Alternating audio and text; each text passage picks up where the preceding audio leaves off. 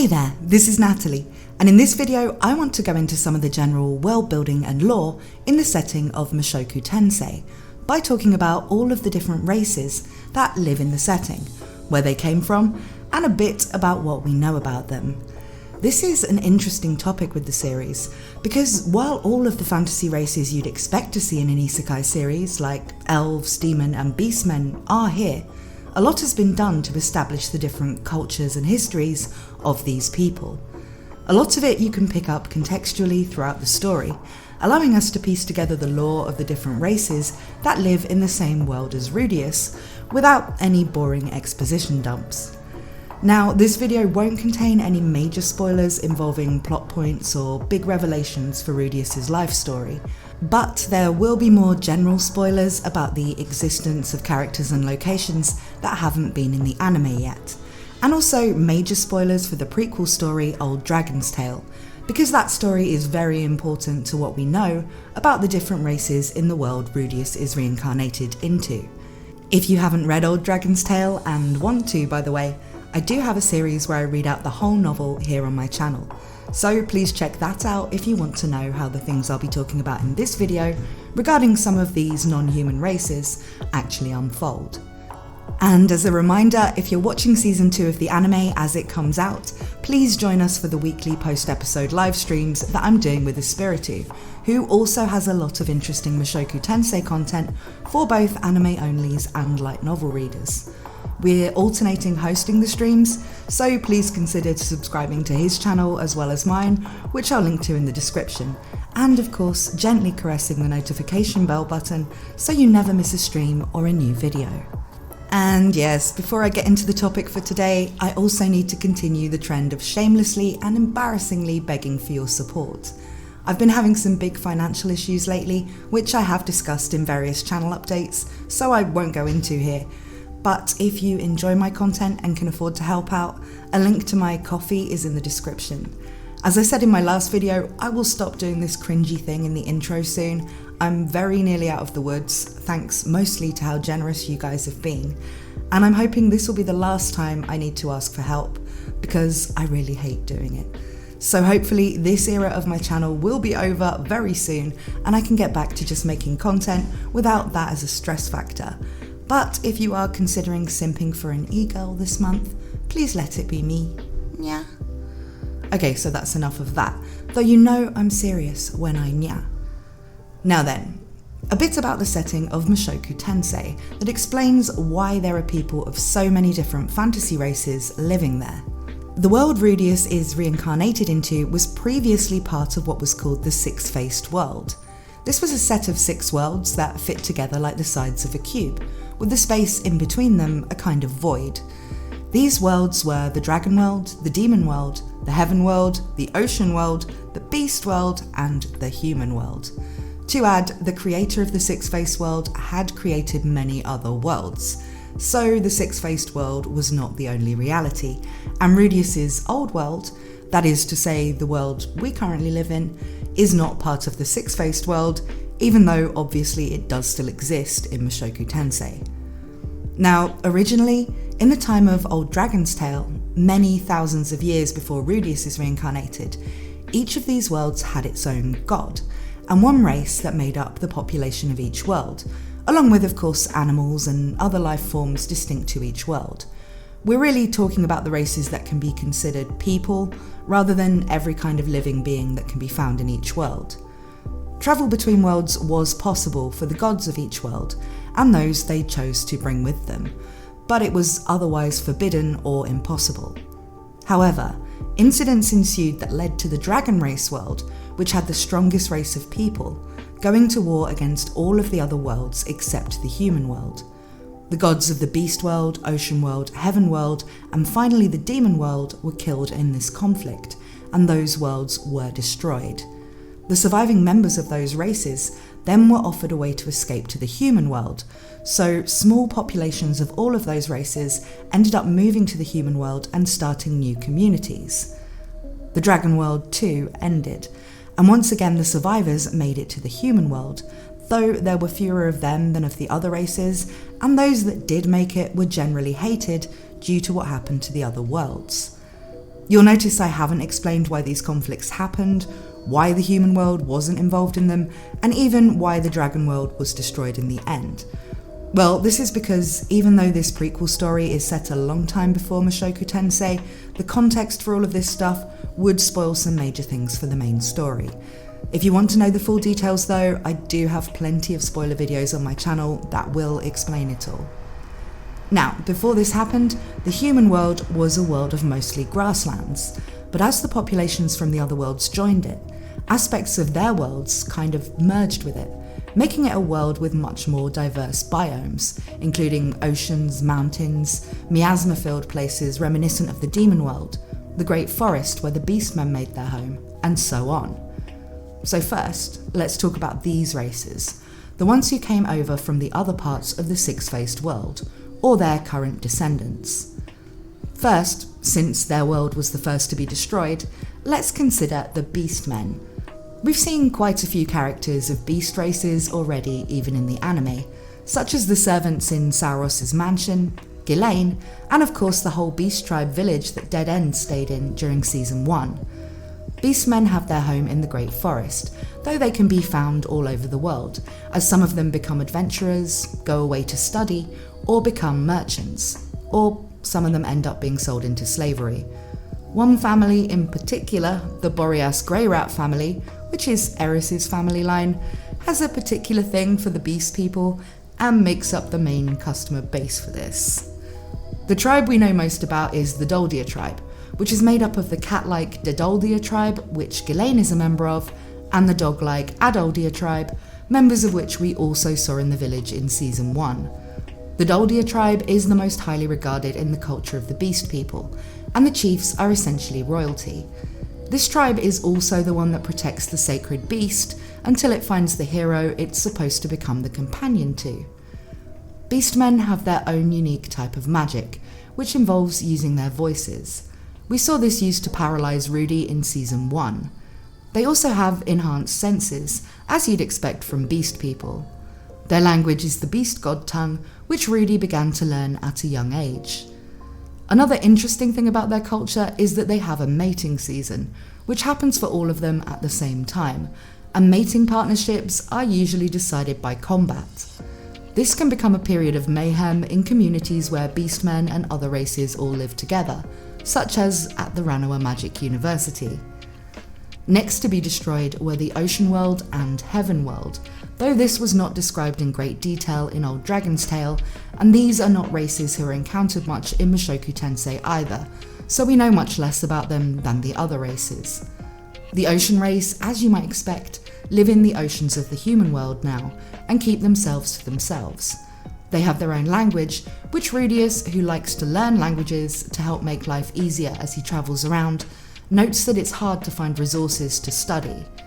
Some parts of the oceans in Mushoku Tensei's world cannot even be accessed or crossed due to it being the territory of the Ocean race. The Heaven race also largely stick to their own territory and protect their towns with magic barriers. This is a race with a lifespan of hundreds of years, who resemble winged humans, kind of like non-biblically accurate angels. Their language, the Sky God tongue, is also one that's difficult to find resources to study. We only see one member of this race in Mushoku Tensei, a character named Silveril, who lives with the armoured dragon king Perugius in his sky fortress, and is often mistaken for part of his team of summoned familiar spirits. Well, that is to say, as far as I know, Silveril is the only Heaven race character we see. I did hear a rumour that some content involving the Heaven continent was added into the light novels in volumes that haven't been translated into English yet, but I haven't seen a confirmation of this either way from a Japanese speaker, so I'm basing what I'm saying here on what was in the web novel for the later parts. If you happen to know more about this, please let us all know in the comments. So, on to the races from other parts of the six-faced world that we do know more about. First, the Dragon race. The Dragon race was the strongest of the races, and their world was a strange one, because it was upside down. You know, kind of like where Espiritu lives. It was basically made up of mostly mountain ranges, but the mountains were above and the endless sky below. This wasn't a problem for the Dragon race, because they have wings and can fly, and they built their cities and homes inside of mountains. The dragon race are humanoid, but have scales as well as wings, and they can live for hundreds of thousands of years, though they're not immortal and do eventually get old. Due to their incredibly long lifespans, they don't reproduce very often, and when they do, the pregnancy and time for the egg to hatch take many, many years. During this time, the woman and then her egg will be housed in a special facility that's dedicated to this, and it seems women can get pretty violent during this part of their lives too. Once children are born, they're taught and raised by the whole community. The dragon race shared their world with actual dragons, which they hunted for food and also tamed to use as mounts. There are a lot of details on this setting in Old Dragon's Tale, so if you think their world sounds interesting, definitely check out that story or listen to my playlist reading it.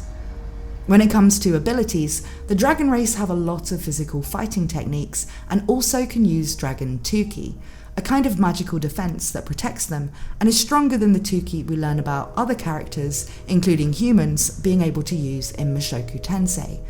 They also researched and developed some interesting forms of magic that could be used by other races, but is still highly secret, even in the time of Mushoku Tensei. The majority of dragon race characters we see are in Old Dragon's Tale, where the main character is Laplace, who is half dragon race and half demon race. He has been mentioned in Mushoku Tensei, even in the anime, but the version of him that's talked about there is different to the version from Old Dragon's Tale, due to him becoming split into two separate entities. Technique God, who's mentioned as being the #1 world power in Mushoku Tensei, and Demon God Laplace, who is the one people are worried about. I have a whole video on Laplace explaining all of this, so I'll move on to other dragon race characters now, but it is worth knowing about him. Alongside Laplace are plenty of dragon race characters, but the ones most relevant to what we see in the human world after the dragon world ends are the dragon god himself, as he's Orsted's father, and two dragon generals named Crystal and Dora, who are the parents of Perugius. Perugius is the only pure dragon race character we see in Mushoku Tensei, however, because Orsted's mother Lunaria was the daughter of the human god. So a demigod, but of the human race rather than the dragon race. Now, the final race from this set that we need to talk about are the demon race. The demon race were extremely varied in how they appeared, and were the second strongest after the dragon race. They lived in a world full of strange miasma and heavy on magic.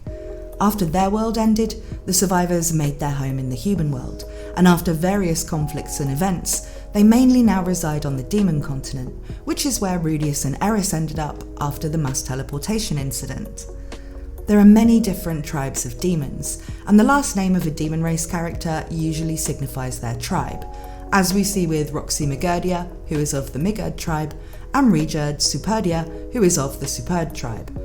It's hard to know whether all of these tribes existed in the demon world, or whether some emerged within the human world. They often have tribe-specific abilities, like the Migurd race's telepathy, or the Spurd race's third magic eye, and may also have special techniques or fighting styles that are distinct to them, like the Spurd fighting style with trident weapons that are actually their own tails, which fall off when they reach adulthood. As we saw in the OVA, some places in the more human-occupied parts of the world are extremely anti-demon, and in Milis, where that OVA was set, this is actually a big political issue, with there being a pro-demon and anti-demon faction within the Church of Milis. And if you want to know more about that, please check out my video on the Eris Goblin Slayer OVA. The other important faction to mention here are the Immortal Demon race, which includes the Demon Empress Kishirika, who we saw in Season 1, and her fiancé Badigadi. These characters regenerate when they're killed, and either came over from the original demon world or are the direct descendants of those who did. They're basically the royalty of demon society, with Kishirika the highest among them, though that doesn't necessarily mean they treat her especially well. Kishirika is highly implied to be the daughter of the demon god and his wife, who was rescued as a baby as the demon world collapsed. You can find out more about this in my video about Kishirika. The Immortal Demon race are about the weirdest people you'll find in the setting of Mushoku Tensei. Not known for their intellect, They're generally cheerful and boisterous characters who laugh at literally everything, but their logic often doesn't make a lot of sense to humans. Their immortality means they also have no real sense of time, and have been said to sometimes turn up for things centuries late. But they're also quite formidable, and definitely not characters you want to be on the wrong side of. There are some other races mentioned in Mushoku Tensei that are most likely also demon kind. For instance, the tribe of ogres who live on Ogre Island, and the slime god. However, it is again unclear whether these were demon types who existed in the demon world, or whether they emerged as the human world began to merge in nature with the other worlds it was taking in refugees from. And this is where we come to the races that we don't really have a clear origin story for. These would be the elves, dwarves, and hobbits. The elves, for instance, have very long lifespans. Not as long as the dragon race, but they do live for centuries. This means they can't have been present in the human world before the collapse of the other parts of the six-faced world, because the whole reason the human world was the most technologically and societally advanced of the worlds, despite having the weakest inhabitants, was their short lifespans in comparison to other races. This allowed for each generation to work hard to accomplish things during their lifetime, and the next generation to then iterate on it. If there were long-lived races already in the world, this would not have been the case. Dwarves and hobbits could maybe be something very similar to humans that already existed in the human world, but this also seems unlikely, as there's no mention when discussing what the human world was like before the collapse of the other 5 worlds that any other race other than humans inhabited that world. And the temperate grassland that made up the human world back then didn't include the types of biome, like the Great Forest, where races like elves and hobbits seem to prefer to live. Now, we don't know much about hobbits in Mushoku Tensei's world, as the only hobbit character mentioned is the grandmother of Cliff. All this really tells us is that hobbits can successfully breed with humans. We also know from the world map for the story that they live in the Great Forest, but have their own region of it, so aren't intermingling with other communities of the forest like the beast tribes. As for dwarves, we only have a couple of dwarf characters in Mushoku Tensei, but a chapter of redundancy does tell us quite a lot about how their society works. And as with the classic fantasy dwarf archetype, their culture is very much based around forging things, with their most senior person being known as the ore god. They are highly dexterous and also really love a beer, with even a certain dwarf child enjoying joining in on drinking.